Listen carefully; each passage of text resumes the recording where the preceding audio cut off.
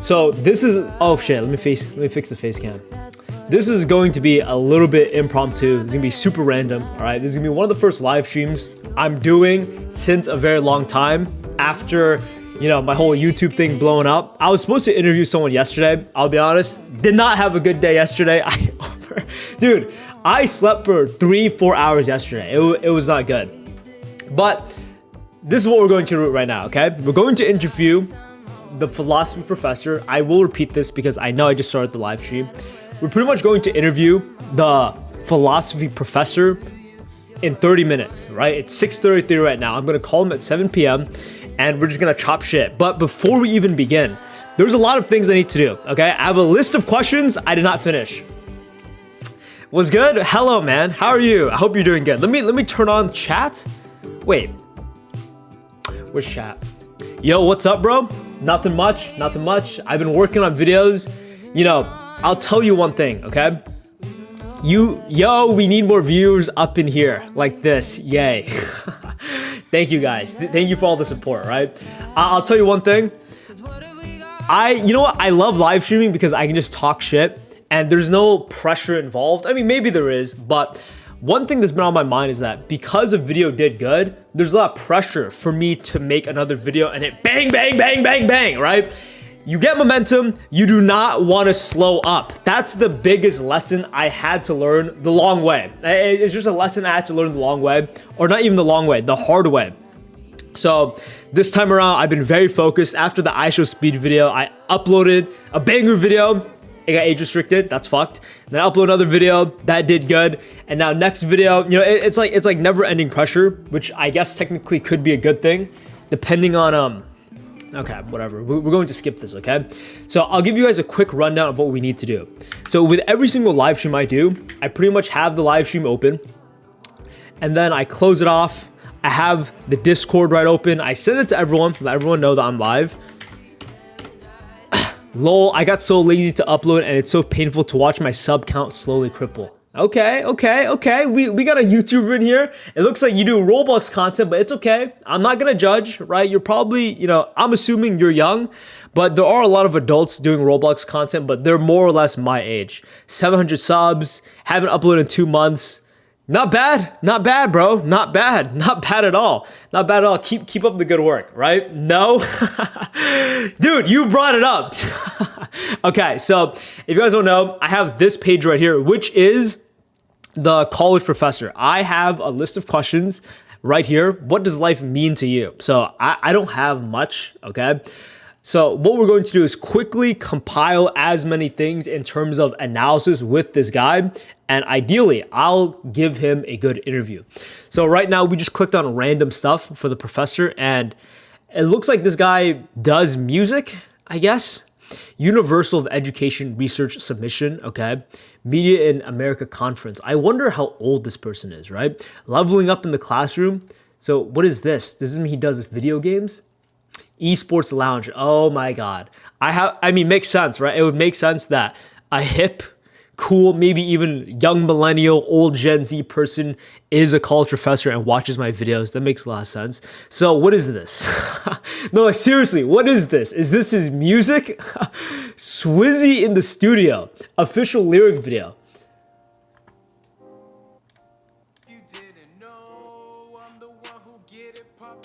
Okay. Yeah, we'll leave that to himself, okay? So he has a bunch of stuff. It looks like he has a master's. No, he's working towards a master's. All right, I'm going to skip all of this. There are courses taught, there are awards, nominations, and he has pets. Obviously, we're going to look at pets first. He has a pet cat named Panda, all right? Rescued during COVID-19, was found with a leg injury and cataract. Scaredy cat, smallest adult I've ever seen. So this guy has 2 cats. This guy has 3 cats. Holy shit. What? He has 5 cats? He has 5 pets? Okay. Something about 3 cats and 2 dogs. All right, so this guy has a bunch of pets. So let's see his education. He has a Master's of Arts in Philosophy from the University of Mexico. Oh, shit. Wait, where is New Mexico in the United States? I'm not too sure. This is a real question. New Mexico United. Where is New Mexico? It's United States. Okay. I was like, is this guy Mexican? Bachelor of Arts in History, Associates of Arts. Okay. I don't know why I looked that up. I don't really care. Okay, so let's see. Semi-final round qualification in poetry. Okay, so he's like a published author, I'm assuming.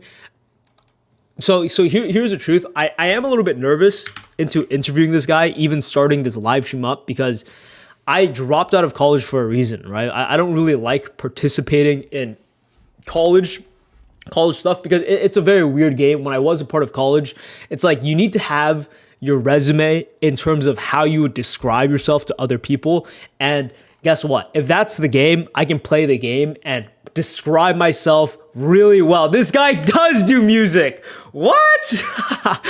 Podcast appearances. So this is what I want, right? This is what we're looking for. So he has podcast appearances, but I wonder, so okay, here we go. Here's a YouTube video. I wonder what this guy looks like.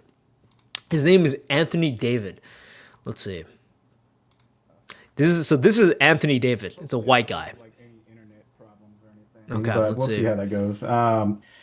But yeah, it's been like our last conversation. I don't know if that was like about 3 months ago, maybe somewhere around that. Like Somewhere around Modern there. day yeah, philosopher. and it's crazy how many Okay, things. so this is Anthony, right? And by the way, he sent me over his, what's it called? He sent me over his Rate My Professor. And I think one of the reasons why I was like, you know what, let's do this is because he had a very high score. I don't know if people do that. No, I'm not going to call you black. All right, okay. Anywho, here, let me open up the live stream. Okay, let's check maybe this some- out. Also, being weaponized to hurt minority individuals, right? Be they in Right. Gaza or be they, Oh my God, they're talking about politics. Oh shit. Okay, so real question is, should I troll him? And now here's also the gamble right here. He could be in the live stream right now watching. So, oh man, I know what Rambo's gonna ask, but maybe I'll throw this in the air. I'll throw it into consideration, right? But like, does he like Latinas, Asians, Asians? Like, I like, what's his fucking type, you know? So he's a white guy, very cool. I know what he looks like. I think that really builds the identity of who this person is. It could be fucked up to think like that. What's my type? Well, I'm assuming you guys are new viewers. I have a girlfriend, right? So if you watch the video, I said shout out to Latinas, or like my type is Latinas because my girlfriend's a fucking Latina.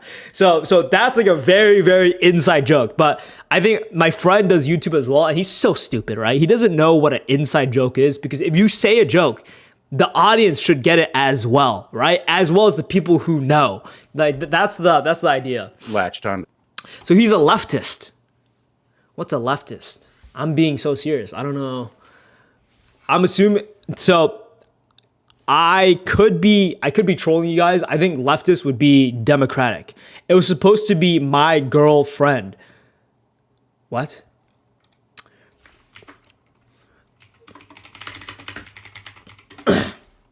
Trump's enemy. A leftist is someone who generally favors social change, greater equality, and a larger role for government in solving societal problems, often supporting policies like universal health care, strong. Let's look at a picture of them, right? I think that would really paint the picture of who I'm talking to. All right, I give up. Okay. Anywho, let's see. So he is, let's see. So he does podcasts, poetry, conference presentations. I'm interested in that. He does books. Very cool. It looks like this guy does a lot of stuff, but he doesn't focus his energy towards one thing. I would like to ask that.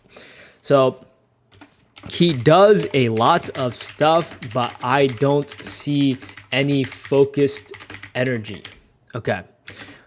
So I'll write that down. I'll probably ask him about that. Let's see. We got another 18 minutes to do a little bit of research on the guy. So he has Amazon, and then Beyond the Fascist Curtain. Oh no. I'll tell you one thing. I really meant it in my philosophy video. If you guys watched, I don't like it when people use big words. I'll be 100% honest. I think it's not necessary. You are a troll, and none of this is serious. How am I a troll? But you know what? By the way, guys, I'm assuming you guys are brand new viewers, so I'll introduce you guys to something I do all the time. Fuck you! I ban people like that. I don't think people realize this, but I think this is how people should move in real life as well. But in real life, you can just walk away and not talk to a person if you don't like them, right? And I think that is forgotten on the internet.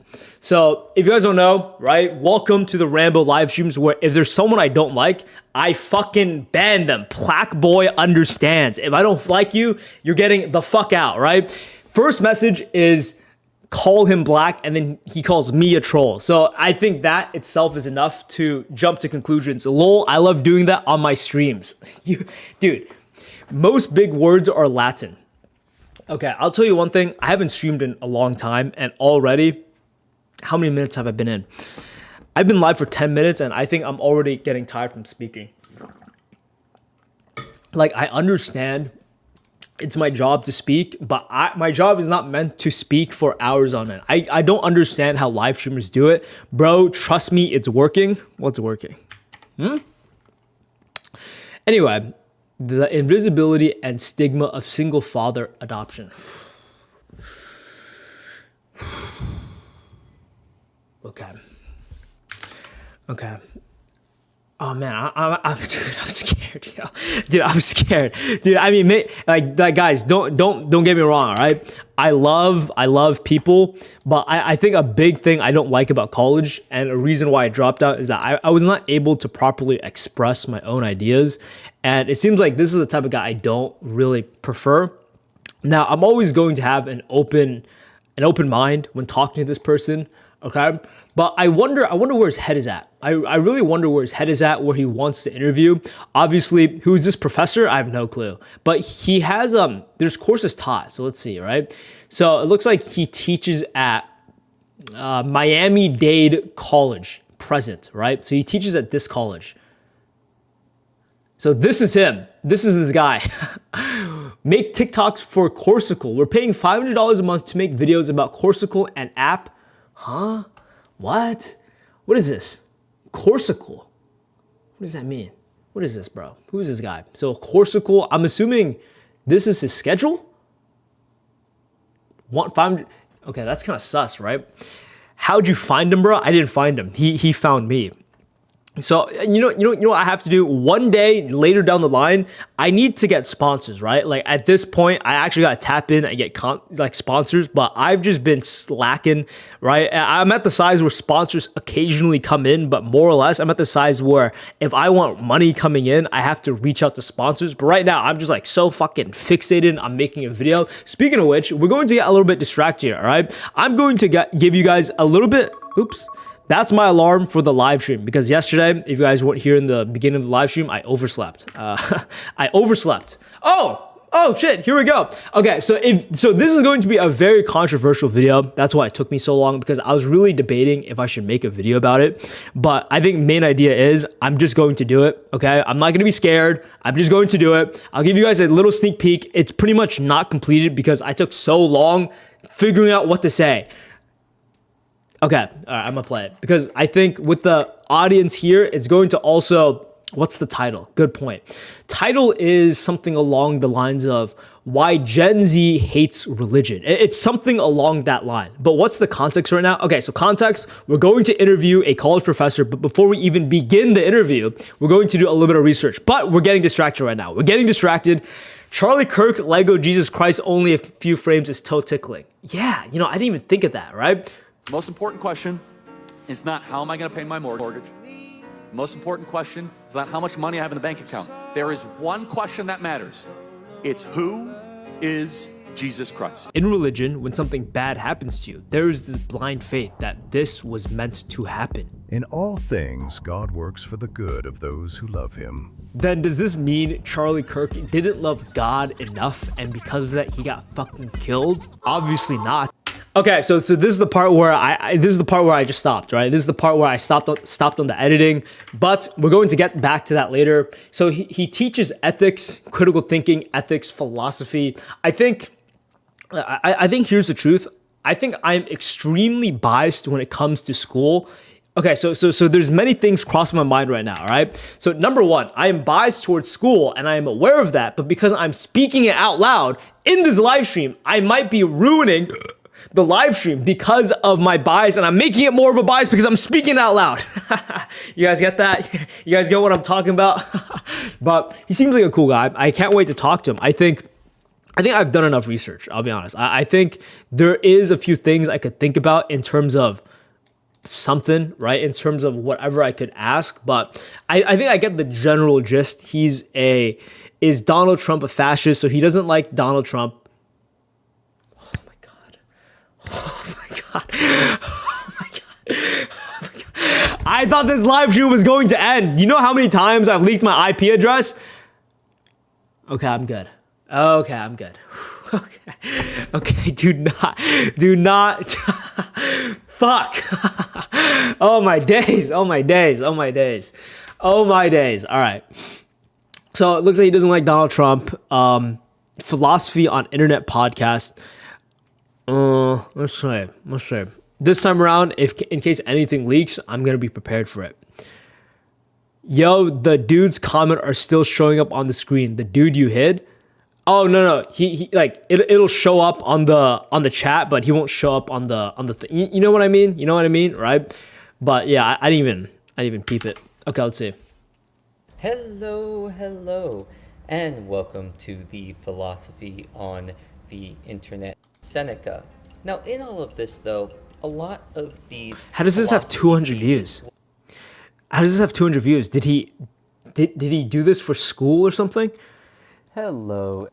Oh, this person has another account. What the fuck? All right, so let's ban this person again. Unless I put him in a timeout. You are a NZI! You are a NZI! Everybody, and welcome. This has 1.5 thousand views. Hello.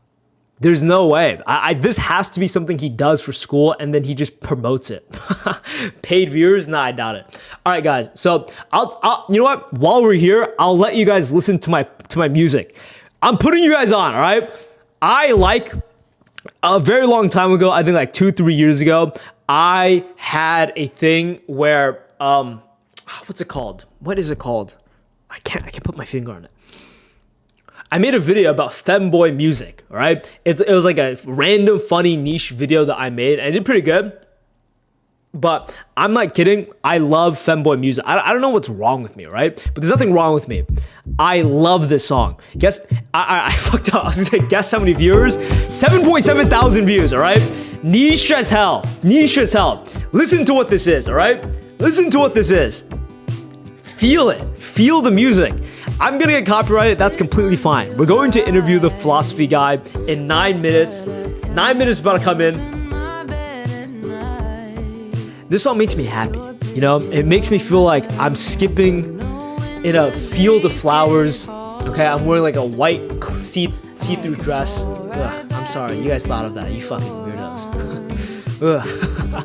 It's good, right? Dude, I can't believe I said that shit. Oh my god, dude, that made me cringe. Sorry. You know, sometimes when I cringe, I tear up. You might think I'm joking, but I'm not. If I stream more, you guys will understand, right? If I start streaming more often, you guys will realize how often I tear up cringing. Oh yeah! Oh yeah, it's so good. Okay, I just listened to Life by Neuro Sama. I feel like music is just better without words sometimes. Maybe I can see why you think that. That's why people listen to like K-pop, because they got no fucking clue what's going on, right? So it makes you feel like you're listening to Debussy and Satie. I know who Debussy is because I put him in my music. Is that how you pronounce his name? I just say Debussy because it sounds funny. But yeah, I love the song. I don't even know how I came across it. How could I possibly a TikTok? I remember there was a TikTok that used this song, and I was like, this is so good. Like, what is this? And it took me forever to find this song. All right, I'm putting you guys on. I hope you guys enjoy it, all right? But yeah, you know what? I'm just gonna have fun. This song releases all of my energy. By the way, if you guys can't tell, I might be seen as someone who's very aggressive, high testosterone. I want you guys to remember, life is amazing. Stay positive. Nah, I was gonna say something stupid. But yeah, I know, I love this song. I love this song. Listen to Gymopedia by Eric Satie. Let's do that. That sounds like some niche song that I'm interested in. let's see. Am I properly in the middle? Yeah, I am. Okay. Jason. All right, let's see. Let's see what this is.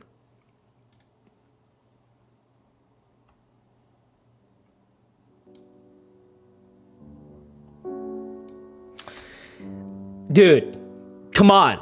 What the fuck? Like seriously, do you think I'm like an 8-year-old? Everyone has heard of this song. Yeah, everyone has heard of this song. You know what I want, okay? Don't get me wrong, good song. I crave the nicheness. I crave niche, underground, broke, poor musicians. That's what I'm looking for, all right? But more specifically, when I make my videos, I have a whole library of music, and the library of music, I want it to be not recognizable. So when there's someone out there that listens to the music or like that listens to my video, they type out, what song is this? I'm never going to tell them. Do you delete comments on my videos? Yes, I do. Yes, I do. Let's see. So we can talk about it. Yeah, I just delete comments. Yeah, I mean, there's nothing else to say to it. I'll tell you one thing. I actually considered for a very long time to actually turn off comments overall on my entire channel, right? Because cool. So the person came in with another account, but this is like a thing that popped in my head. If you guys don't know who, what's his name? Outdoor Boys. So I'll show you guys a video so you guys can understand what I'm talking about. Here, let's see. Outdoor Boys. Okay. So I watch a lot of this guy's video, right? I watch a lot of his videos, and I was listening to an interview of him, and where they pretty much ask, hey, why do you have comments turned off? And what he said made a lot of sense. And what he said was, why would I have it turned on, right? Most of the time when you have comments on, it doesn't benefit you. As in, they're positive, but positive comments are just as bad as negative comments. And I think that's another reason why I don't live stream as much, excluding how much it requires to talk. The positive and negative comments stray you away from your true self. It's a distraction, right? Most of the time, you don't need to ask for a second opinion. Most of the time, you can just listen to your own heart. And if you're wrong, you get better at listening to your own heart. So like that's the real thing.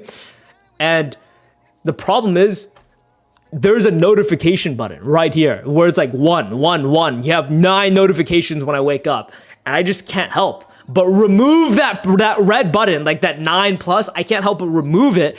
And sometimes I read the comments, right? So I do delete comments because sometimes they're also dumb as shit. So I delete them. But I try my best to not like engage with them, if that makes sense. I used to, but I realized it was a waste of time. It was a big waste of time. Because if you think of it long term, you think Justin Bieber listens to, I'm not saying I'm Justin Bieber, right? You guys are thinking that. But realistically, you don't read comments. You should not read comments. But I think the reason why I kept it on is because it makes sense. It makes sense for my size. Criticism is important. I understand the idea of limiting your exposure to negativity. You may have deleted one of my critiques. No. So Dumacarn, I don't delete comments, I ban viewers. So if you're able to type in the chat, then you're good, right? Listen to a path less traveled by vegan. Okay, so we can't because we're what is this? It's about to be 3 o'clock, or it's my brain. It's about to be in 3 minutes. We're going to interview the guy. All right. So in 3 minutes, we're going to interview the college professor. But I think here's another thing. I don't think people realize YouTube is very, very censored. YouTube is super censored, all right? Sometimes motherfuckers, like, they email me. They're like, hey, why did you delete my comment? And I delete comments, right? But sometimes I'm like, who the fuck are you? I've never read your shit. Because dude, people just throw in swear words and YouTube has automation or whatever. And like, you think dude, you know, because like, dude, my most recent videos, 1,000 comments, 70 comments, which is very little. But the next one is 1,000 comments. I can't read 1,000 comments, right? I try to read as little as possible. I think that's like a very important lesson to do. Okay, so, okay, hold up. He's on. I think he's ready for me to call him. I think he's ready for me to call him. Oh, also, if any of you guys disliked, so see, like, that's the problem, right? So I'll give you guys an example. I read the comments, and I hit the target audience. There was a certain group of people I did not like, and I called them out on it. All right. And they took the bait where they start using big words. Oh, it's because you're stupid. You don't understand. Right. But from a YouTuber's perspective, who has generated millions of views, not just on YouTube, but on like short form, I understand what a hook is. The girl has her tits out and she's saying a bunch of gibberish. The gibberish is meant to capture your attention. It's a hook. And then you expect an explanation.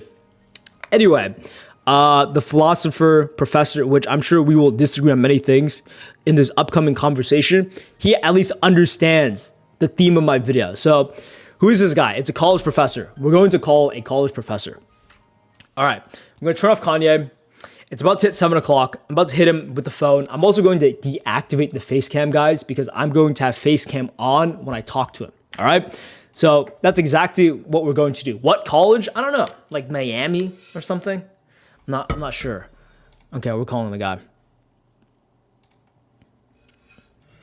I wonder why it's so laggy though. It just lags. I'm not sure why.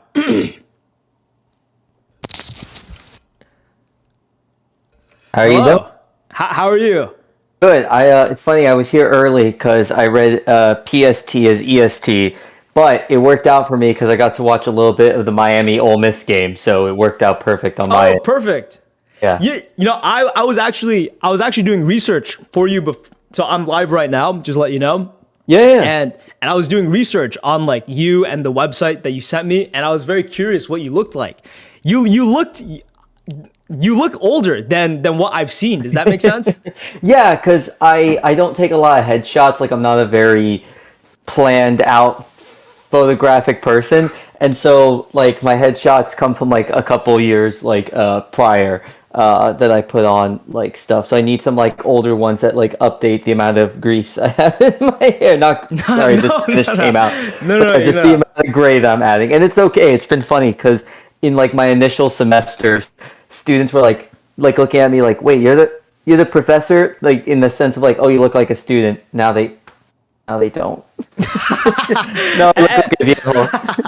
And how does that feel from like being treated? Actually, I'm very curious about this because I'm sure every old person gets this, where you're treated as the young person, you're treated with a little bit more grace, but now that you're transitioning into a different stage of life, how does that feel?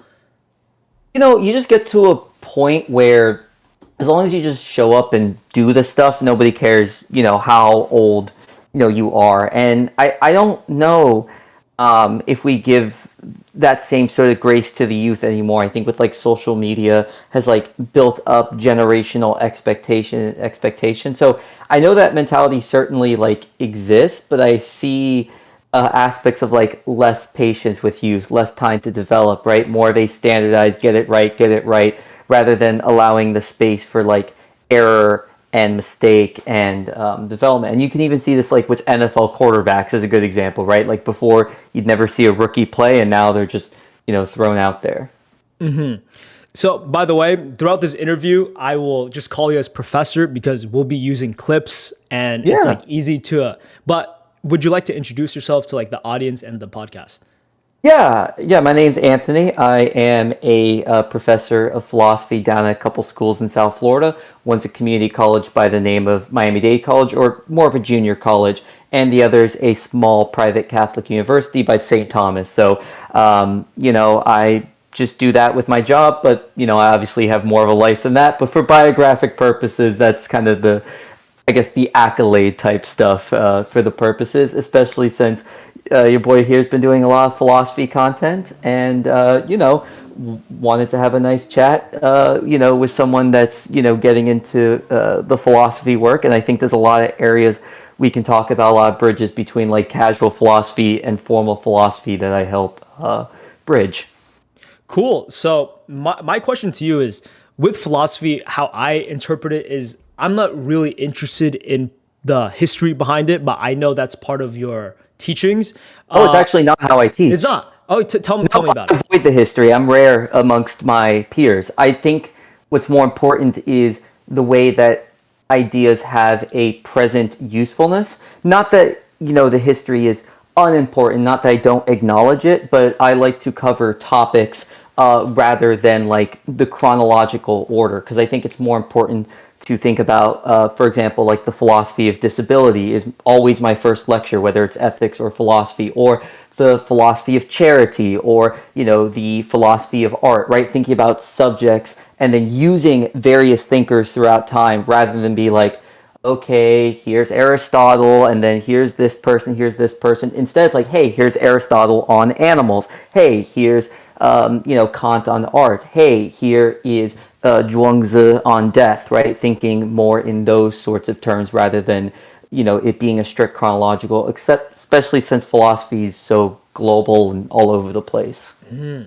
So, Professor, it seems like you've put a lot of effort into how you teach your students. My question is, what made you want to teach differently than what has already been established? Well, I think it's the very kind of pressure that individuals like you put on the teaching space, and a lot of that is positive pressure that can often be resisted, right? That sort of sense of, okay, I get that this is the canon, but I have my present circumstances, so like, why are we learning this stuff, right? Because a lot of the old justifications are, well, this is the classics. Right, and for a while, a lot of students didn't put pressure on that. It's like, God, we just formed the systems. But with rapid changes due to just the internet is like, I think the biggest factor. It's like, no, you have to be creating a teaching system that allows for like adaptability, that allows for dynamism, and takes in various perspectives, not just, oh, aha, we have all these, nothing against the dead white guys, but it's like, here's all the dead white guys and that's all we're doing. It's like, no, the world is, not that it hasn't always been complicated, but like the ability for individuals to know the complicatedness of the world has just, become more easy to access. So keeping teaching stale, I think, would not be a benefit to students in just present circumstances. Do you think that perspective is unique based on your peers? Because I have an assumption that many teachers don't have that same level of enthusiasm as you do.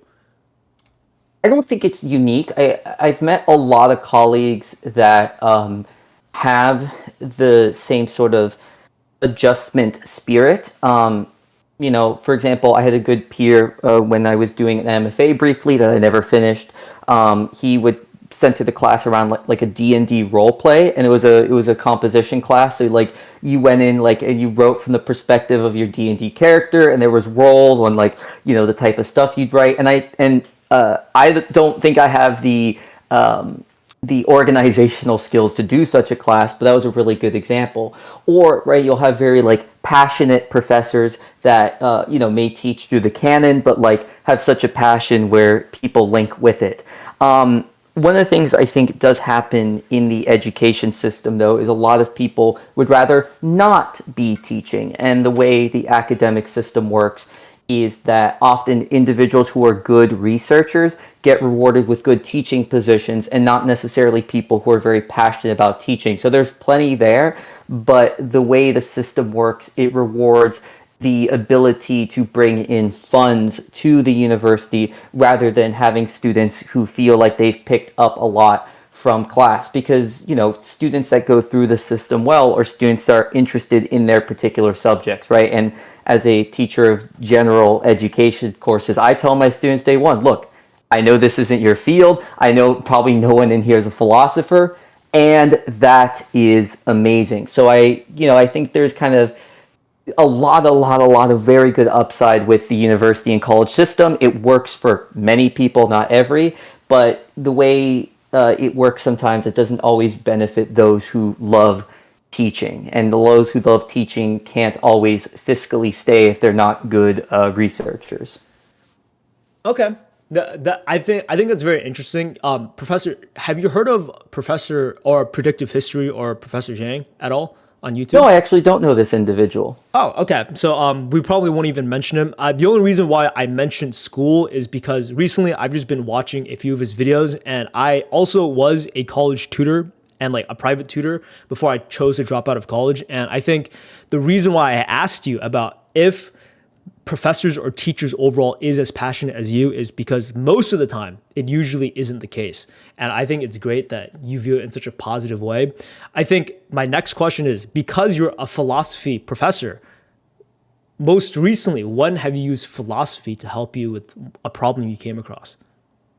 Well, I think in regards to using philosophy, right? Let's even go to the example you gave about like measuring mostness. Like, how do we even measure what passion is?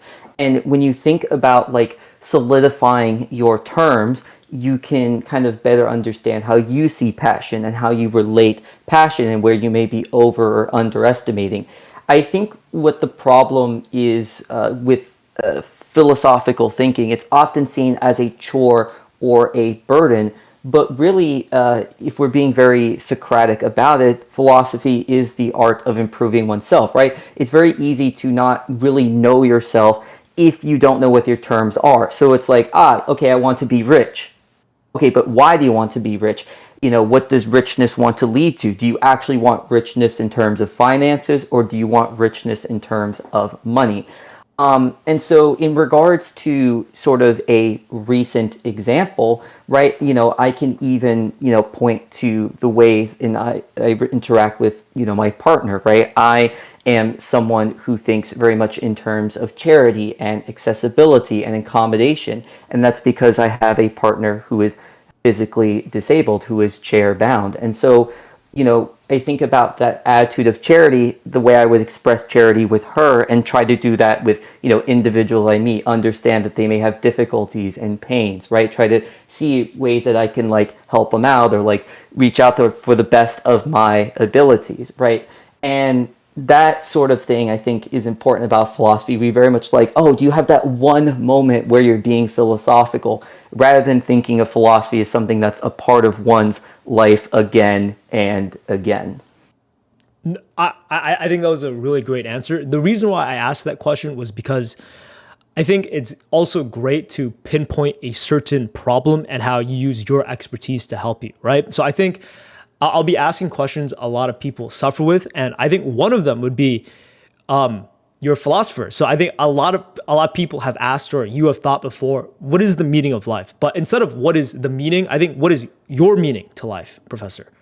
Well, here's the thing, right? I'm have a very weird interpretation of absurdism. I think everyone else is wrong on it.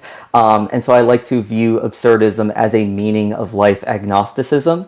And so in that regard, though, right, because I can't necessarily know that I'm just as agnostic on meaning of life as questions of God, right? In the midst of, you know, working through things, right, I try to navigate preferences, right? And I think if you're one who navigates preferences, right, what you want out of life, then you have to figure out those sorts of wants. And, you know, I think in that, right, philosophy is really good at examining desire. Like Epicureanism is really good at desire examination. And so I think, you know, it's not this sort of sense of, oh, make your own meaning necessarily. Maybe there is a grand meaning out there, and maybe I'm completely missing the mark.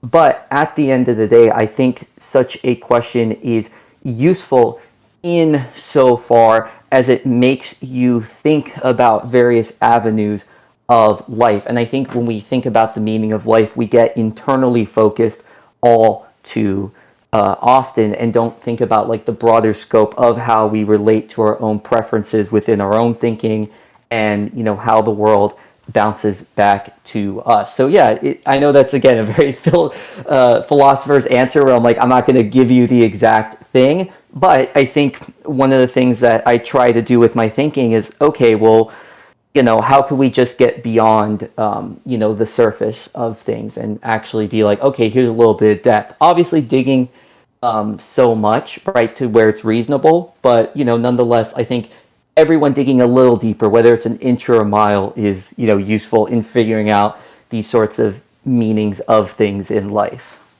Cool. And I just want to give a little bit of context. I think this is an interview, of course, but I think it's more of I like talking to people and I want to get to know more of you, right? That's why I asked what your meaning of life was, as in, well, you have these internal desires and you're here where you are right now. So I was wondering where your mindset was when you were 18, 20, 30s that led you to this position and where you are today. I mean, I'm a white guy in a Pink Floyd shirt. And you know, I have no reason to hide it. I probably smoked too much weed when I was 18. I was listening to like a lot of Lil Pump and trap Really? music Wait, there. what? You listen to Lil Pump? Yeah, like you know, a lot of the guys in that like SoundCloud era, like the Juice World types and you know, the XXXTentacion stuff. So I mean, I'm a big music nerd in general. But yeah, I think for me, like in that sort of phase, like you know, I was just someone who wanted to enjoy, but I knew I eventually wanted to do something that involved like reading and learning. And my initial route was history. But I figured out kind of the way history operates at like the academic level is more based upon something called historiography, where you're told, hey, like, does your history fit within a, you know, an already existent narrative? And I felt very much like, no, I want to be in the examination of the past, and you know, figured out too late that that was more archaeological than historical, right? As you know, I'm doing my bachelor's, so I have this degree. I, you know, was like, okay, maybe I'll teach high school history in Florida.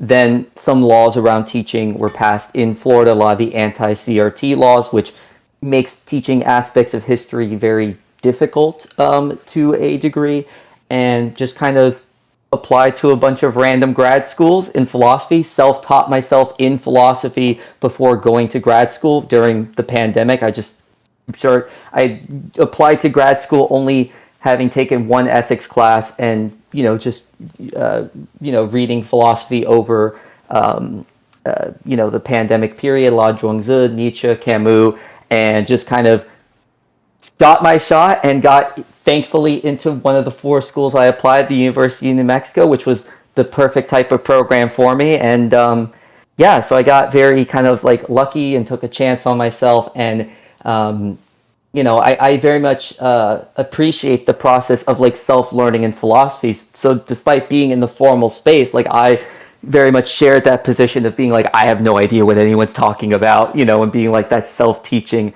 of yourself. And again, so seeing that bridge between like the sort of like, I'm 18, whatever, I'm having fun, into the, oh shoot, I need to hone in, but I don't know if this is the career I want to do, into the like, take a risk on myself and teach myself the skill and get myself to, I think, a good point, I hope.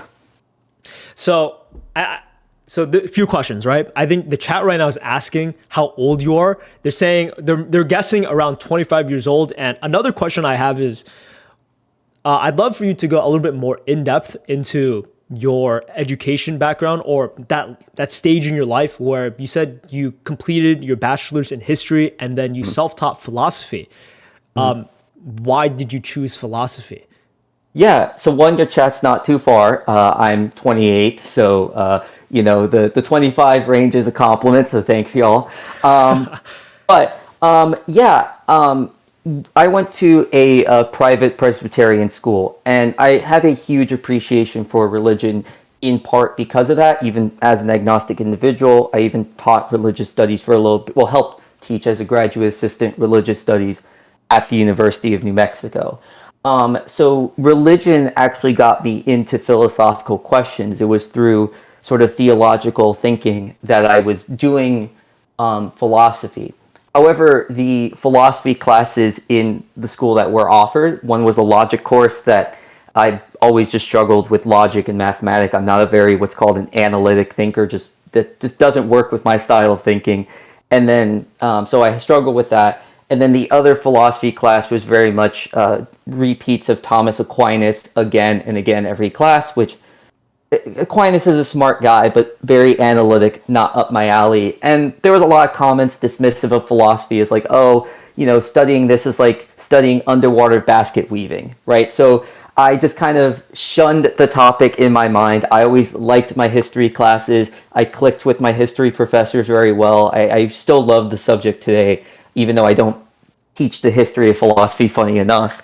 But yeah, and so it's that sort of sense, though, when I was in my bachelor's program, smoking a lot of weed in my room, I ran into videos of Albert Camus on YouTube. They were just recommended to me, and I got really into the ideas of Camus. First through YouTube was my first foray into philosophy. So I would watch philosophy content every once in a while, and then I'm like, you know what? I'm really liking this stuff. I'm not really a formal reader in it in the same way I am in history. Let me see if I can pivot, shoot my shot, and so yeah, I have just a master's in philosophy at the University of New Mexico, and that's enough to adjunct profess, meaning I teach part-time at 2 different institutions. So yeah, it was this sort of thing of like being shunned away from it at school, but getting a really good algorithm pool, which put me into a positive internet rabbit hole, and then finding a way to be like, oh, how can I keep the YouTube side of things, like still interested in that, and the more academic side of things. And that's something I've tried to maintain, because I think I like the Aerosmith line, even though I don't think YouTube people are fools, but the live and learn from fools and from sages. I think it's very interesting that what influenced your decision into going to philosophy was because of YouTube, like by chance or coincidence. And people have a lot of interpretations on coincidence, luck, opportunity. Where do you fall, right? Do you believe that it was destiny, as in you were already interested in philosophy, so it was inevitable? Or do you think, I'd love to know. Yeah, so I was on a bike ride with a good friend of mine today. I've known since fifth grade, and he's very much more spiritual in his thinking, right? We went on this nice 10-mile bike ride, and one of the conversations that came up was this very thing, because we ran into some of his landscaping friends while biking just by chance. And the way I like to think about this thing is that there is a combination of our own choices and destiny, but also the sense in which like circumstance or randomness is not like actually random. It's not as coincidental as we may think. So it's this sort of way where I can't, I'm not one that's like a believer in full destiny or full choice. I just think sometimes these things come together in a way that's like to our benefit, such as, my friend running into his friends on our bike ride. Or, it's that sort of thing where unfortunately these things don't come in our favor. So I think when you do run into one of those moments where both a combination of your choices and just the combinations of other choices and the way the universe moves works out, appreciate it, right? And that's sort of being thankful for the universe in that moment. And when things, don't work out, like I think it's also just as okay to be like, man, screw you, universe. Why are you, doing this sort of thing? So for me, I think we oftentimes are very much in the mode of like, I made all the choices or the universe decided. It's like, no, it's a combination. It's very what's called compatibilist, right? This sense of bringing the two together. And, we only have so much power over the world. Hard to know sometimes how much, but I think, it's important to acknowledge that sort of sense of, oh my God, it's amazing that things happen, but then also be thankful for our own participation in that simultaneously. So I think a very interesting thing is that you're a college professor. It's a very unique profession. So I think many viewers, including myself, would like to know, what's it like, as in, what's the day-to-day? What are the things you like? And more importantly, what are the moments of being a professor that you don't like?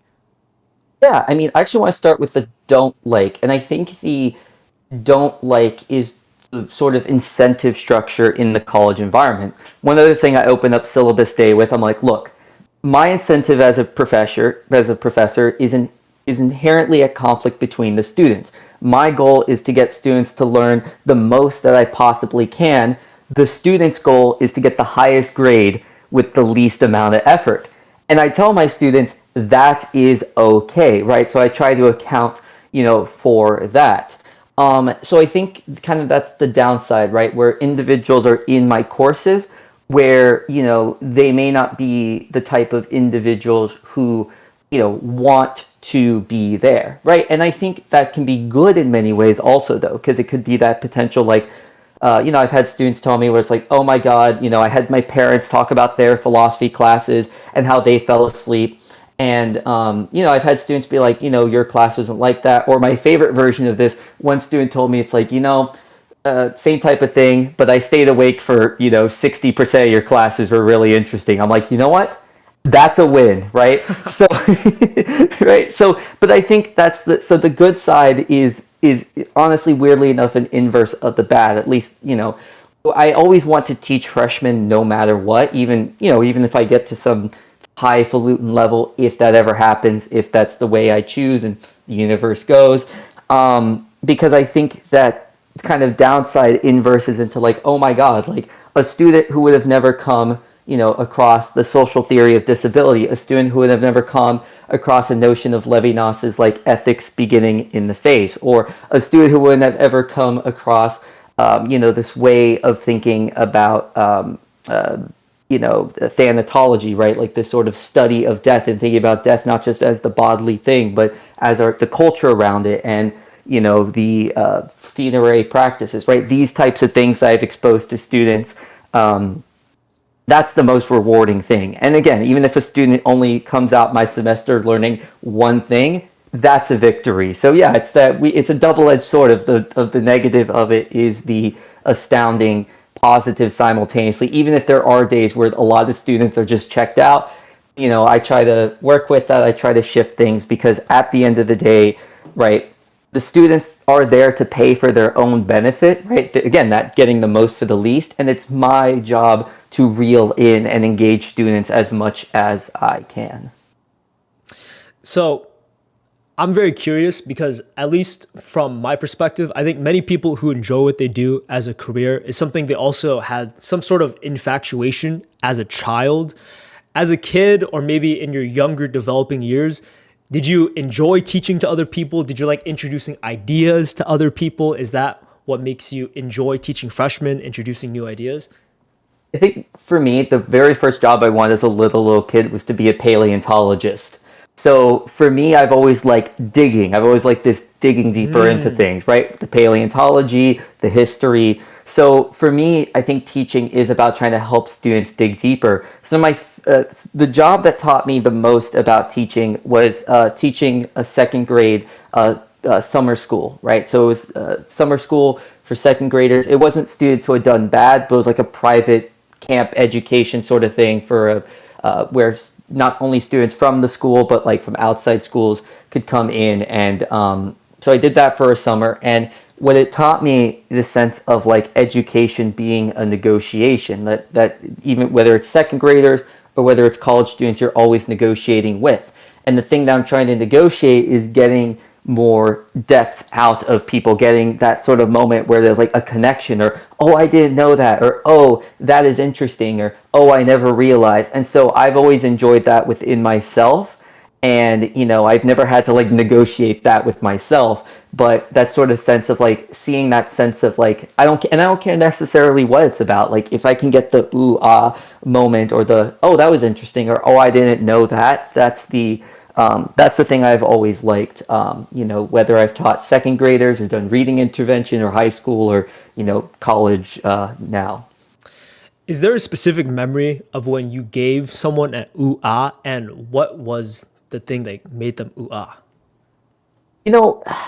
This is going to be a weird version of it, but I really liked this example I used in reading intervention when I worked AmeriCorps in Oklahoma. So a lot of students in what was the Reading Partners program were ESL students. And given that's Oklahoma, there were very few individuals that, because most ESL students in Tulsa were Spanish speakers. While I don't have fluency, I'm from Miami, I'm Cubano-Americano, so I had, some Spanish diction. So I was able to work through with students like, hey, I can see, where you're making this language connection based upon Spanish, right? I can see where you're making this connection.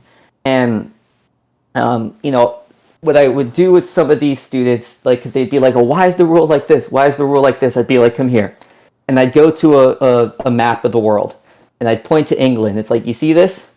A bunch of people from this rock a long time ago made up the rules. Why they made them up this way, we don't necessarily, it's complicated. But, England, English, right? These, and they just came up with it a while ago, and we've just continued to agree to do that. And that sounds a little complicated for an elementary student, but it was like, oh, like, okay, like, it's not just because they would sound like I'm struggling with the rules, like I don't fully get it either. And it was nice to see a student realize, like, oh wait, an adult doesn't know everything, or oh right, like, like other people struggle with these rules even if they're speakers of it, and that ooh-ah of like, okay, like it's okay to make errors, or it's okay to mess up, right? And to use kind of, I think for me, like a fun little story of like, hey, look, like here are some silly people over here who made up. Obviously, again, elementary version, hopefully it's less watered down as people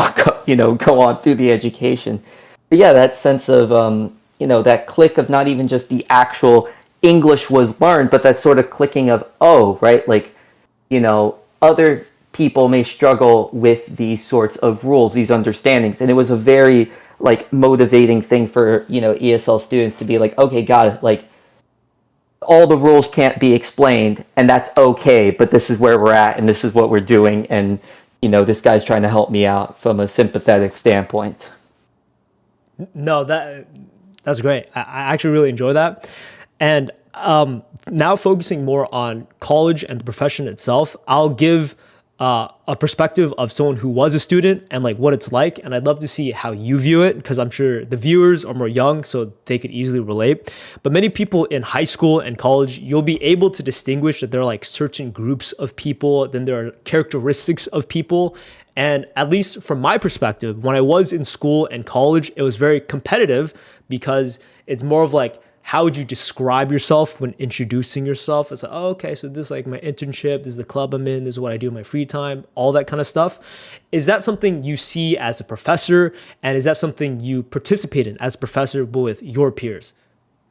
I mean, on my sort of end, right, like I, funny enough, got my AA at the very same junior college I teach in now. So it's that sort of thing where like I've told students times like, oh yeah, I was sitting in that very same desk. And the junior college environment when I was going was just a lot of people who were just trying to get through, right? Just trying to get some extra degree for a job, or just doing it because it was cheaper, right? A lot of people who didn't want to be there.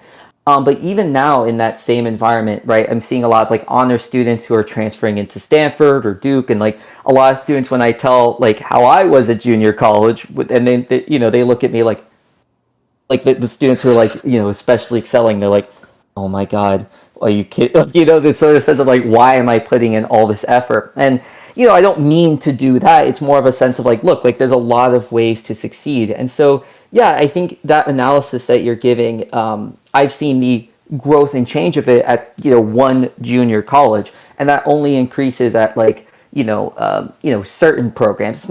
Wasn't true for my bachelor's at UCF. UCF was kind of is more like that. You just get your bachelor's to get your bachelor's, unless you were in like engineering.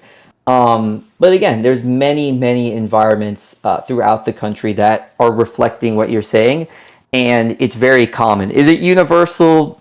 No. Is it a majority? Perhaps. It's hard to measure these things, but yeah, the what I can't say is just I'm seeing what you're talking about more and more, my own being a student, and now on the other side of the student thing, where the expectation is not even just a particular accomplishment. One thing I've also seen a growth of is people shifting from caring about a given career into a shift of, I want to make money, which nothing inherently wrong with that, but it's just, another cultural shift I've seen, rather than like, you don't gather the internships because you want to have this career or you're interested in this field. It's I'm doing all this so I can have, the biggest bag.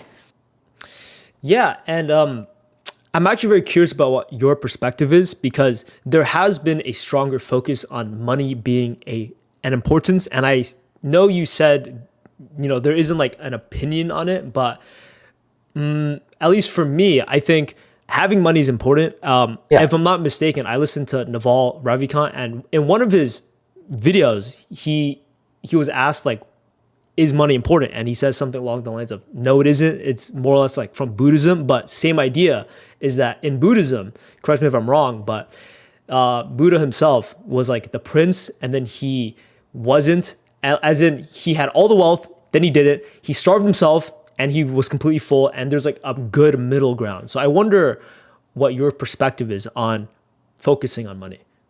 Yeah, I mean, the Buddhist middle ground is actually a little more abstaining than we would think about, like an American middle class, right? Like, so the Buddha was still, eating very little and, and taking in very low possessions compared to your middle of the road American.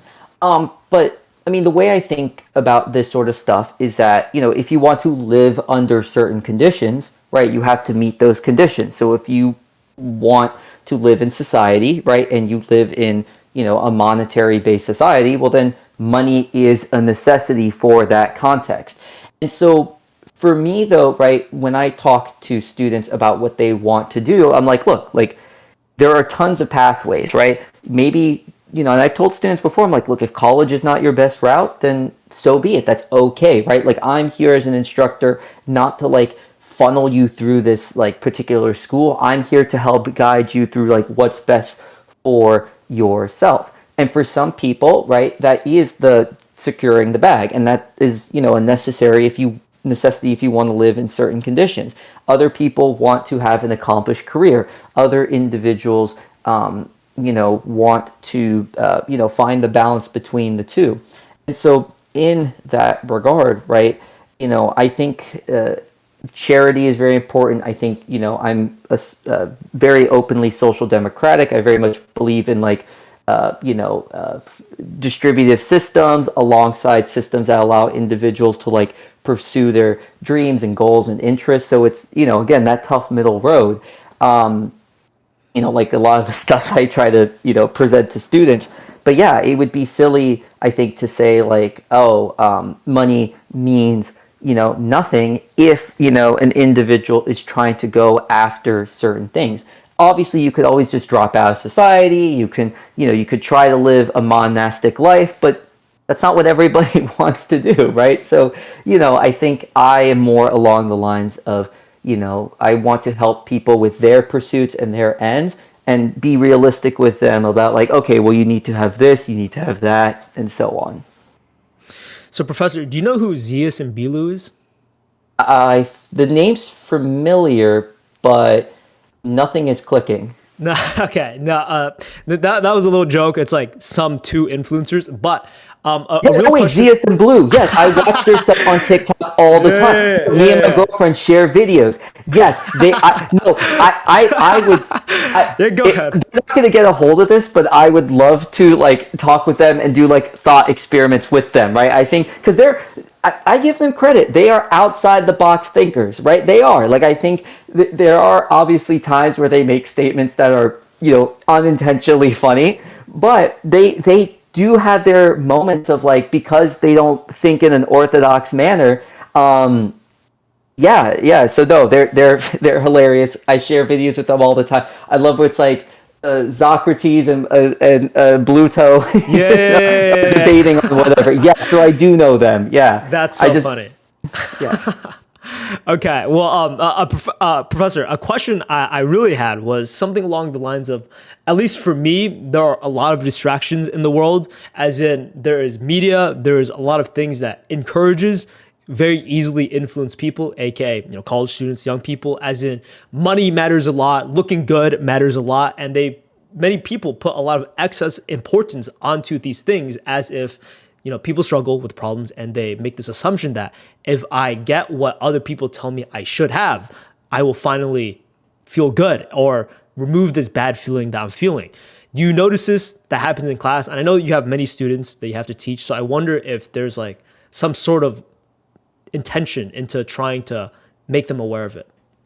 Yeah, I think, again, when students come up to me, it's going back to the thing before. It's like, okay, well, what do you actually mean by, like, you want that bag? Or, like, what do you want the bag for? Or, like, what do you mean when you want a good job or a good career? While it can be annoying and pedantic, it's like, oh my God, you're being a stereotypical philosopher. It's like, I think a lot of people, take the marketed image and just run with that, right? And in that regard, all I can do, right, the value that I offer, at least when I'm teaching, is that like openness to perspective. This is one of the reasons in my classes I teach a lot of what's called social philosophy, not just because it's been something that's been deeply in my life. My mom and my sister are both speech pathologists, so I very much saw very early on interactions with individuals with special needs, and that has had a big influence on like my thinking in that regard. Having reaching out to others like, hey, like, how do others exist? How do others occur?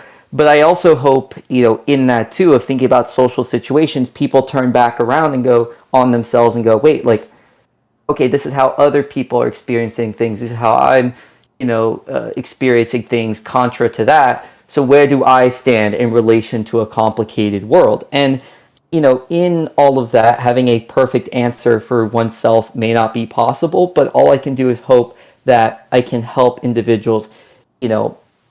Authenticity is not the perfect word here, but at least, glimmer towards like authentic, right? Because again, for some people, they are authentically the investment banker. Some people are authentically the rapper, but other people, may just be absorbing an image that was, told that they should absorb. And this isn't just a problem now. This has been something that's been going on again and again, the generational, the social, the mass expectations, and people having struggled with that. But, philosophy, funny enough, often gets cited as like the first self-help. And we can see this with Stoicism and Epicureanism and even, elements of, Mahayana Buddhism.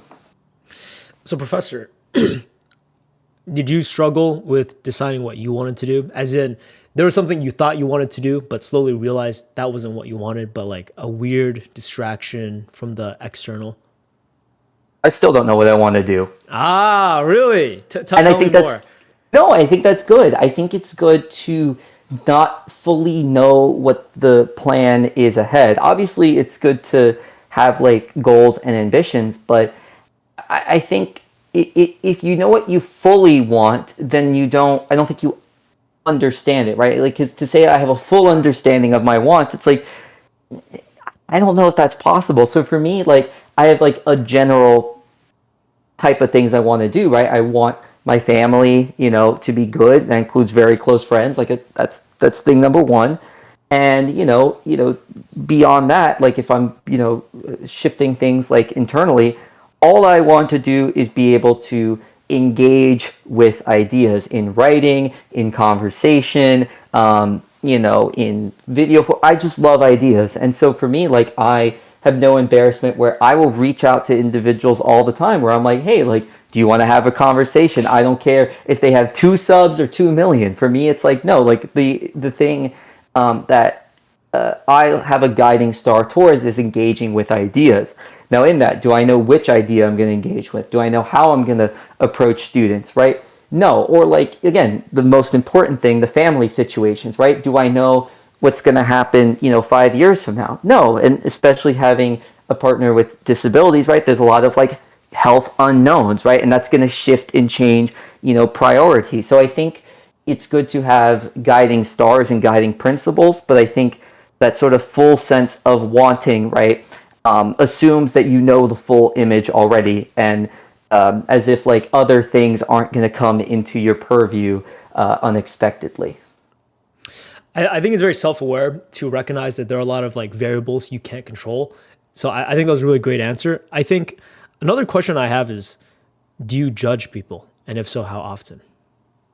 So I think a lot of people misunderstand the biblical phrase, judge not lest ye be judged yourself. And you actually did a good job in your Ayn Rand video, kind of flipping the ethical egoism of, the love thyself, where it's like, no, like Ayn Rand is actually abiding by the golden rule through self-love, right? So you did a good job on that. And I think in a very similar way to judge not lest ye be judged yourself, where it's like, judgment is going to occur, right? People are going to judge, and it may even be appropriate to judge.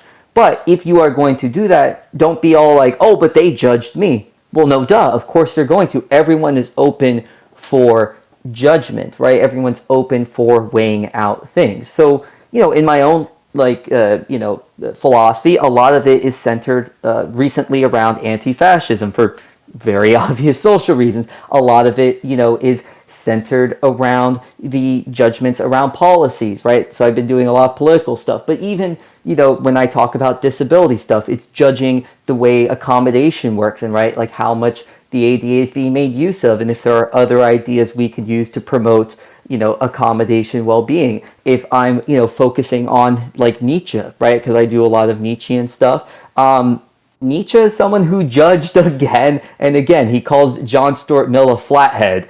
And so in that regard, yeah, I think judgment is okay. But I also think it's important to be kind and fair, in your judgments. And the things that I judge the most are, oxymoronically enough, in very Randian terms, that which doesn't allow others to live, that which doesn't, live and let live. So yeah, I think, we think of judgment purely in terms of like antagonistic, but judgment is often just like making a statement, and it's often right to judge and share that judgment so others understand, what is the case and can make adjustments, hopefully for the better as a result. So, Professor, I was looking through your website, and you make music, or? Yeah, I do a lot of sample flipping. I like to play with samples to make beats. A lot of experimental, kind of more hip hop, I guess, type beats.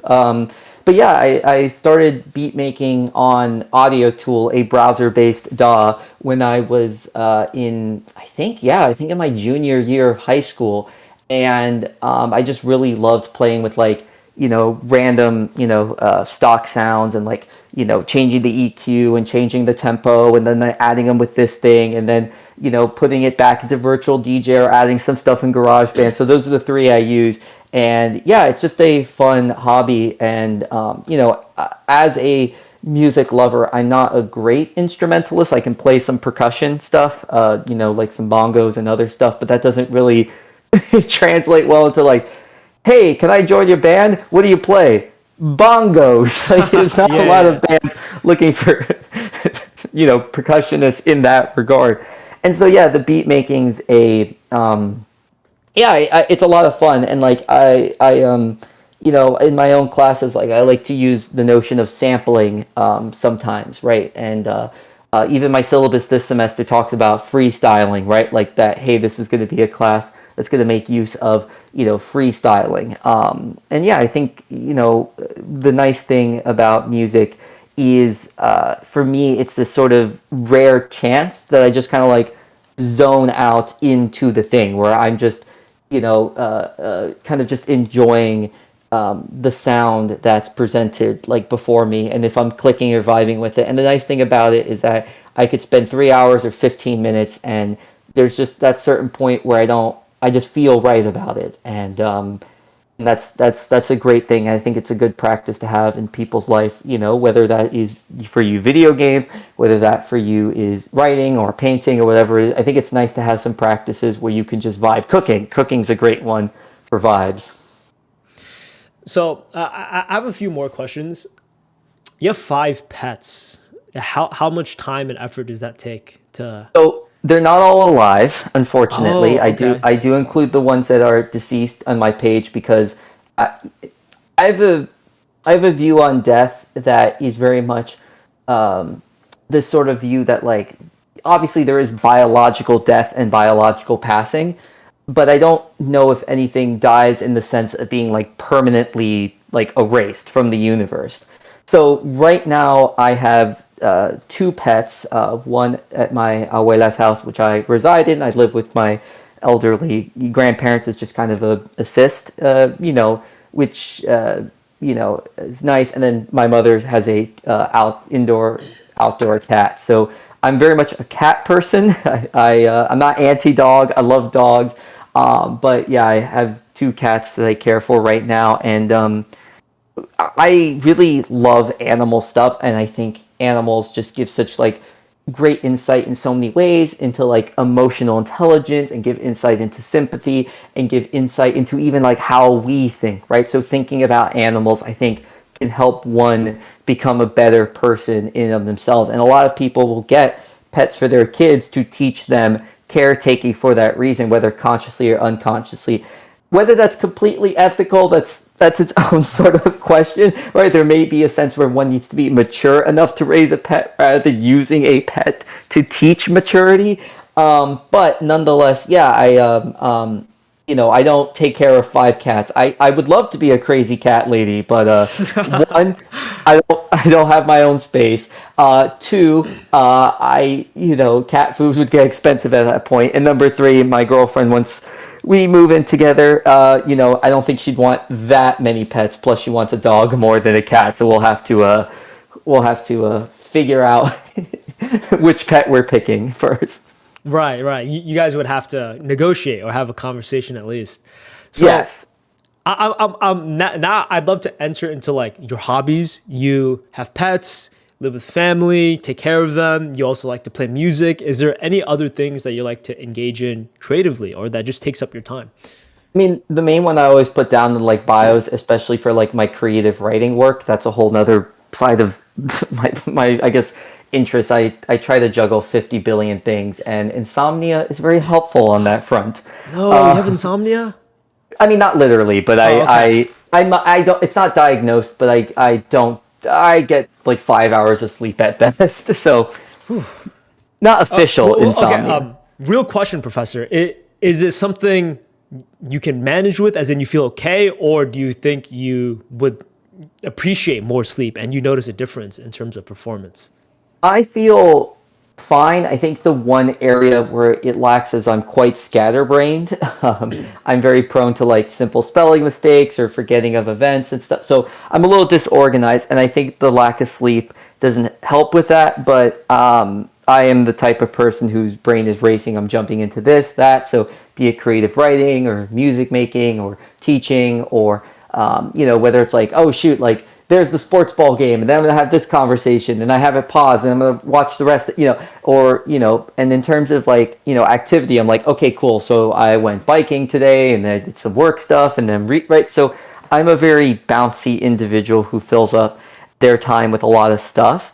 And I think the one hobby where I'm not doing that, aside from music making, is paddleboarding, and that's one I put in my kind of literary bios a lot. And I'm very blessed to be near Biscayne National Park, the only ocean-based national park in the United States. There might be some ocean, there's like national shorelines, but my paddling grounds are literally national park waters, where I get sea turtles and sharks and stingrays and manatees and dolphins, and osprey. And it's just, an amazing thing to be able to just literally just be out in the elements and just have just that confluence of just living beings being able to like surround you in such close proximity. So yeah, that's I think if I had to pick one hobby to elaborate on, it's paddleboarding for sure is the big one.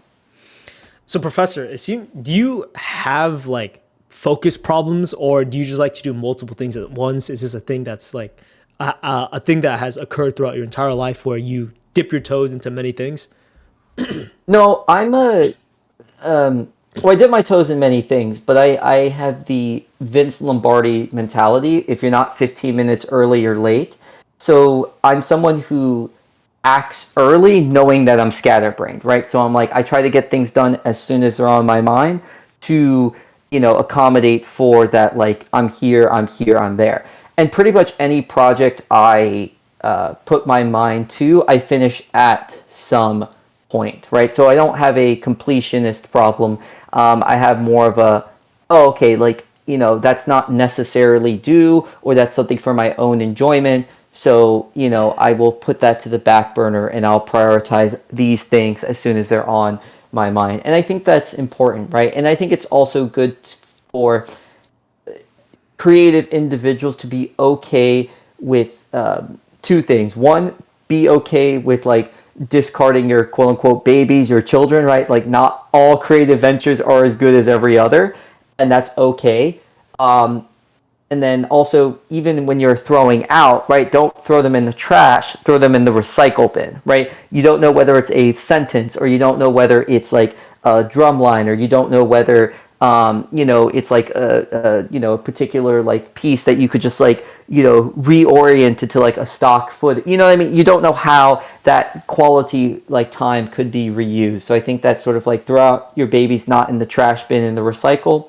And, I think secondarily in all of that, it's okay to have a project come to mind that, puts off something you were passionate about, right? If you wrote 60 pages of your very popular Wattpad fan fiction on, Lane Kiffin. I don't know why anyone would do that. That's not something Wattpad would do. Dumbledore. There we go. Done. Right. You have your 60-page Wattpad on like Dumbledore, but all of a sudden it comes to mind like, oh my God, I came up with this really good, script, but I want to finish this. Like, I think it's okay to pick up like a new thing that you get really intense, about. It's okay to, switch passions when something comes to mind. And even in some sense, it's recommended, right? David Lynch had a quote where, he regretted times where he couldn't write every idea down, right? He regretted those times where,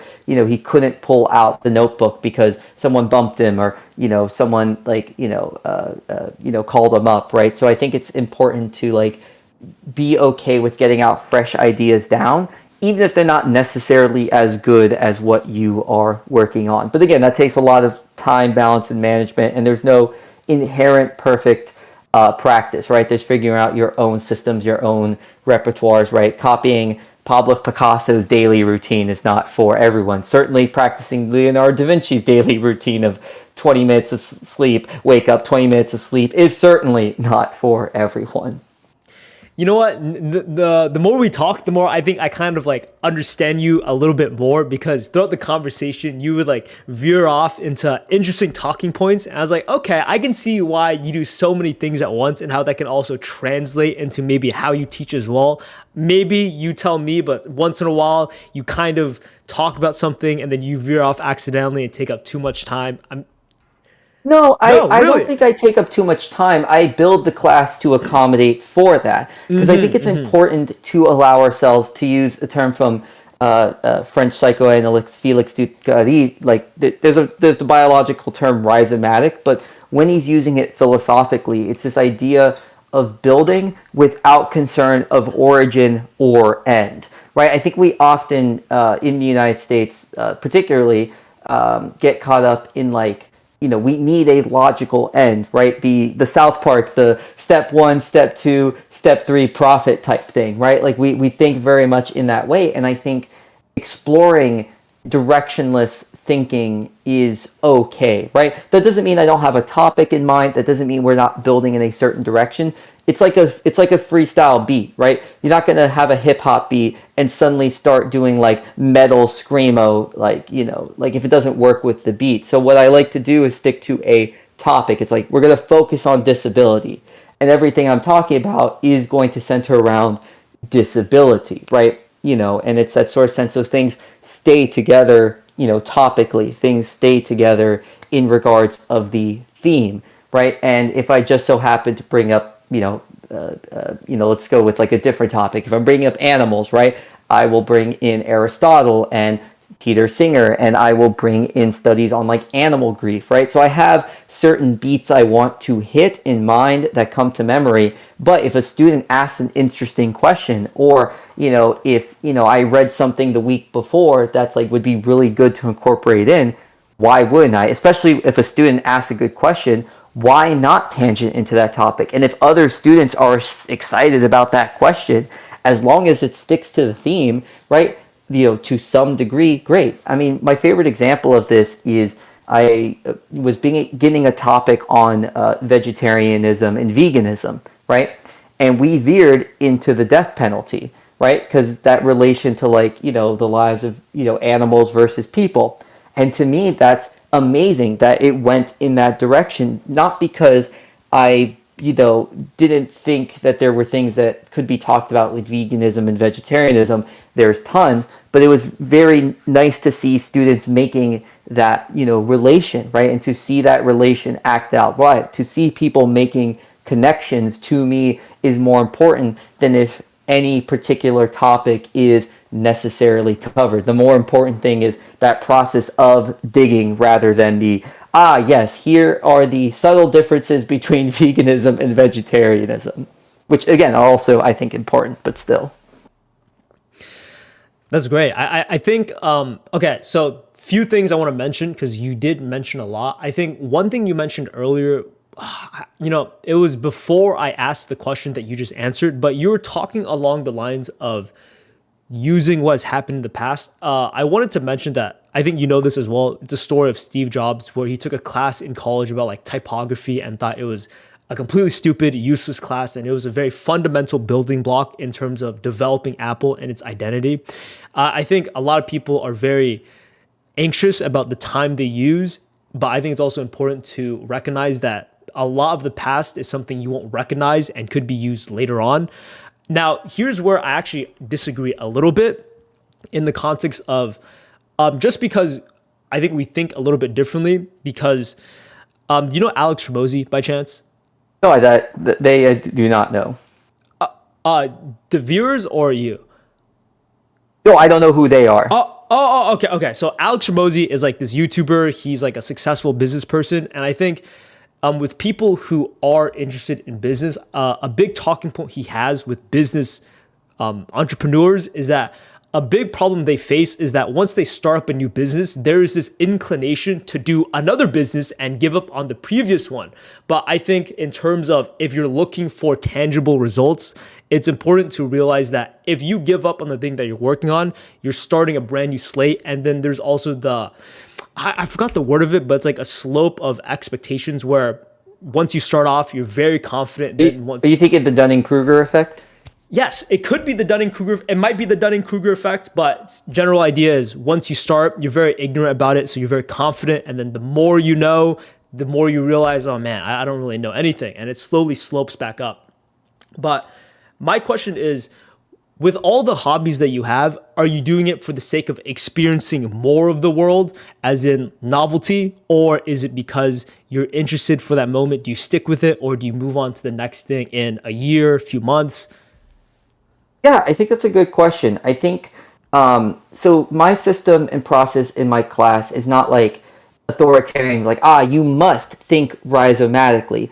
Instead, it's an offering of that perspective, an offering of, hey, there may be times in life where it's beneficial to go down different lanes. So I mentioned earlier how I'm not good at analytic type stuff, the logical thinking, the mathematical thinking, but I highly appreciate people who are. I think that's a useful skill.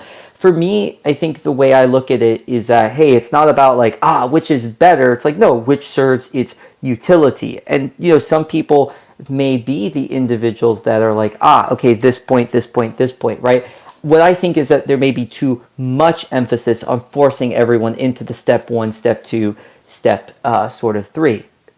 So in that regard, right, I think it's useful to even have like a mixture of the two for some people. Maybe some people are more, they need the analyticness. Some people need the, the freestyleness of it all. I don't know necessarily where I personally stand, but, I've paddleboarded for years. I've written for, I think, years, right? I've taught for, years in different subjects. But some people do need to like introduce things, right? All the time. Some people can, be the type of person to do the same thing their whole lives. And I think neither are inherently bad. It goes back to that authenticity I mentioned earlier, right? When you think about the meaning of things, when you do that examination, like, okay, am I the person that actually wants this vision, or am I a person that wants that vision? What's realistic, what's attainable, what's not attainable, right? What do I care about? What don't I care about? And, even as being a bouncy person, a lot of it comes out very phasally, but of course there's things I return to because I figure out, I like that, I like this, I like that. So it's the sense in which, I think to say that that there is a person that's absolutely quote unquote random is not a thing, but I think it's okay for some people to figure out within themselves if they are oh, I need the system, or if like I need to like embrace new things, or if I need to find a balance of like trying new things and see if I can incorporate them into my, routine and strategy. I mean, glad you brought up Steve Jobs. I mean, for example, Steve Jobs' experimentations with LSD, right? They put him in that sort of phase of experimentation, and then as he got older, he kind of locked into more of like a rigidness after he got fired from being the CEO the first time, right? What got him started was that sort of like, absolute burst of creativity, but he needed to quote unquote lock in, and he figured out when he locked in how to make the synthesis of the iPhone is like the big winner of synthesis. So, Professor, we're going to close out this interview, but there will be a little structure. So I'd like to ask what you want to say before we end this off. And also, the viewers are going to ask some quick fire questions, and I think we'll end it off there. So before joining this interview, was there anything or a talking point you wanted to share to the people? No, I mean, not necessarily a talking point, just to thank you for, taking your time out, man. I think that's just, it's nice to have conversation, and this one was a very nice one, and the questions were very thoughtful, so that was very appreciated. Yeah, no problem. I'll tell you what, I like doing YouTube. I put a lot of thought into it, as in like what I would like to do with my life. And I think one of it is I like to express my ideas and I like to talk to people. So that's why I even started a podcast in the first place, just because I like having conversations like these. Yeah. Cool. So questions from the viewer. One person, a viewer asked, named Rando4448, says, ask him if he has read all of his books. So I'm assuming it's like, have you read all the books in the background? Have I read all the books in the background? No, these are a mixture of my own and my grandparents. So many of these I have read, but I have my own books in my own room over here, and I have some other sets of books. So at my parents' house, so it's like and also many of these books are in on this side over here are in Spanish, and I am not able to read in Spanish. Let's see, right? I have some speaking fluency, but reading fluency is not something I have. So no, not every book. And I mean, I don't even want to read on some of these subjects. Like, I'm okay with not reading the Powerboat Bible. I have no interest in powerboats. Yeah. Completely fair. And another viewer asked, they heard you mention veganism before. Are you vegan? If not, what is your stance on the subject? I am vegetarian, and my sort of stance is the reduction of animal harm. So I don't know if there's a way in which people can live without any harm to animals, but, given, I think if you're in a situation where your survival doesn't depend on the consumption of animals necessarily, like to go out of your way to do it, or like that's the only source of food, then I think it's a potential ethical good to reduce harm to animals, right? If you're in a survival situation, no, eat the cow, eat the deer, right? But if you are in a position of privilege, I think considering how you can reduce your harm to animals is good. I tell my students when I talk about animals that I'm not out here to be PETA, right? But I still like to put that consideration of like, hey, like, how should we relate to animals? And even if you can't eliminate animal harm, is it an ethical good to reduce it? I personally say yes. Don't know how others may personally think about it. I really like that answer. I think it says a lot of where your head is at, as in you believe in a thing, but you don't force people, especially your students, into having to believe it. You just offer the ideas to them. And one thing a viewer asks is, what do you think about Kanye West? Oh no. So I say oh no because Kanye was my gateway into hip hop. Okay. The very first hip hop artist I listened to, thanks to my sister, was Kanye West. I was listening to a lot of Beatles and Green Day, and unfortunately, Kanye opened me up into the world of hip hop. So it's that sort of sense of, obviously, you could hear by my answer, musically, I was very much like inspired by like the way he produces sound, not necessarily his raps. But I mean, in terms of the stances he puts out, I very much personally find them abhorrent, right? So that's kind of a full take on Kanye West. It's that sort of sense of like, if I could eliminate the persona of Kanye in a sense, not that that's ethical or fair, but in a sense like the persona of the individual, the music of the individual. I mean, I would say everything before Kids See Ghost has some good stuff. So, like Could See Ghost and before, right, has some good stuff. But yeah, it's the, and I actually have used Kanye in class to bring up the topic of like, the art versus the artist. So, yeah, that's the kind of a long-winded Kanye take. Okay, and Professor, I have two more questions just to end it off. Of course. So two viewers have asked like any life advice, like general life advice that you could possibly have for them. The problem is I have a trouble with general life advice.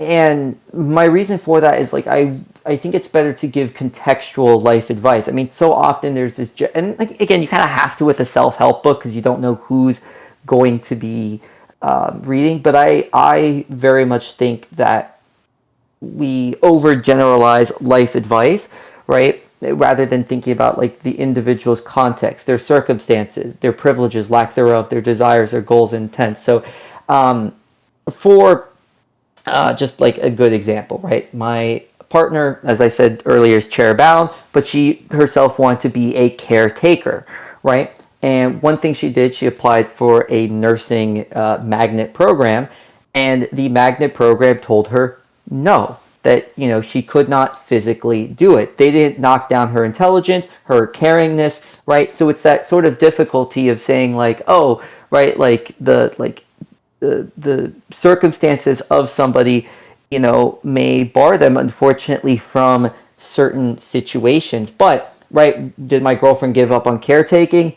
No, she did not give up. She's a mental health social worker, right? So it's that sort of sense of, having to learn someone's like, situation and finding the balances and nuances of that, and having difficult means of finding a way to get someone closer to their guiding star. I think that was a great answer because same thing that happens to me. Like people ask for advice, or even how I construct my videos. I could just give like the moral of the story right away at the beginning, but there's no value in that. I think context matters a lot in terms of leaving an impact, and as well as getting impact from specific advice. And let's see. It looks like I lost the question. We might not be able to. Oh no! I'm sorry, viewer. That asked good question. Oh no, viewer. No. Okay. This is here. Let's see. Okay, here we go. Okay, a serious one this time. What do you think is the purpose of humans from a scientific standpoint? That's the last one. Scientific standpoint. Well, I think there's an oxymoronicness in that question, in the sense of that, like, I don't think the scientific method is a meaning-making process. The scientific method, as a philosophy through Francis Bacon, to give that very brief history, right? It's a methodology to understand material reality and to understand material processes, right? So it's not trying to give ethical answers or metaphysical answers, right? It's specifically built to understand how material matters operate, not the why, but the how, more so in a sense. So yeah, I that's kind of maybe a little bit disappointing. So if we want to get more abstract and think like, what's the purpose of our species? And this is something we ask a lot. Again, I think the trouble therein is pinholing us to like one, sort of destiny, right? Pinholing us to one sort of way of being. And for me, I try to be just like, hey, what does it mean to be a person? And for me, it's the beauty of our diversity, right? That sort of very difficult pull of like, appreciating difference, but not letting it divide us, right? Like that their beauty is found in difference, and it should be a happenstantial fact that is enjoyed and not necessarily a divider. And I see so very often how matters of ability and race and wealth, and obviously we all see this, right? The ways in which these things, separate each other. So if there's any purpose, man, I can't tell you, but I could tell you, at least in my own way of thinking about humanity, I just want to contribute to a greater ability for others to, live and let live their lives, right? To point to Ayn Rand once again. I really like that answer. And believe it or not, when I am on live stream, people ask that a lot. And I just jump the gun and say, I'm not, it's a lot of context to explain. So I just say, it's a procreate. All right, we're moving on. Get bitches. No. Exactly. It's like, all right, next topic. But which is not what you're actually looking for. But thank you so much, Anthony, Professor. No, thank you. Are there any closing thoughts you would like to say before I leave this call and we go on our way? No, I think the closing thoughts are thanks to the viewers for the questions and engagement. And I just hope anyone gets anything out of this. At the end of the day, right, there's all sorts of ways to live and exist. And, there's tons of avenues to explore and stuff. And if yours are reading or YouTube or, just interacting with others, cool, man. I think that's great that we have a bunch of people willing to explore stuff here, and don't discount the variety of valid ways to do that. Okay, perfect. Thank you so much for the conversation, and I hope you have a great night. Have a great night. It's a handshake, a virtual. Oh, yes, of course, Professor. All right, I hope you have a good night. Have a good one. Bye. Bye-bye. Woo-wee. Oh, my days. Oh, my days. That was a lot, huh? That was a lot. That was a lot. It was not as bad as I thought it was going to be. I'll tell you one thing. I guess he couldn't help it. Professor loves using, because here's the thing, he's very tapped into philosophy. So he was referencing a lot of stuff that I know for a fact not a lot of people knew. And you know why I knew for a fact a lot of people did not know what he was talking about? Because I had no idea what he was saying. He was referencing a lot of philosophers. I was like, what's going on here? I was like, what's going on here, man? Who are these people? But other than that, I thought that was a great conversation. I hope you guys enjoyed the live stream. I plan on doing more. I've been picking up Minecraft again on the treadmill. So, if you guys don't know, I made a video a long time ago where I do play video games. What do I do with video games? I walk on the treadmill while I'm doing it. You think I get this lean, these beautiful hollow cheeks? I'm kidding. I'm quite chubby, but I'm getting there. But main idea is, that was a great live stream. Ideally, I'm also going to interview a Minecraft brain rot YouTuber. That's going to be a lot of fun. I don't know when it's going to happen. I tried to interview him yesterday, but I completely overslept. So amateur, fucking Rambo, right? But this was great. Arrived late, but I still enjoyed. Thanks for the stream, bro. No problem. Yeah, truth is relative to the given system that is. All right. And you know what? I'm not reading this, but my mouth is extremely tired. I want everyone to remember one thing, okay? It's to say you love you to the people you love, be positive, live an honest life, okay? I always try to end the live stream in a positive note. Other than that, I hope you guys have a great day, have a great night, great tomorrow, and toodly-doo. Check out the Patreon, and yo, bro, did you get sleep? The lion doesn't concern himself with sleep. I'm kidding. I get very good sleep. All right, bye, guys.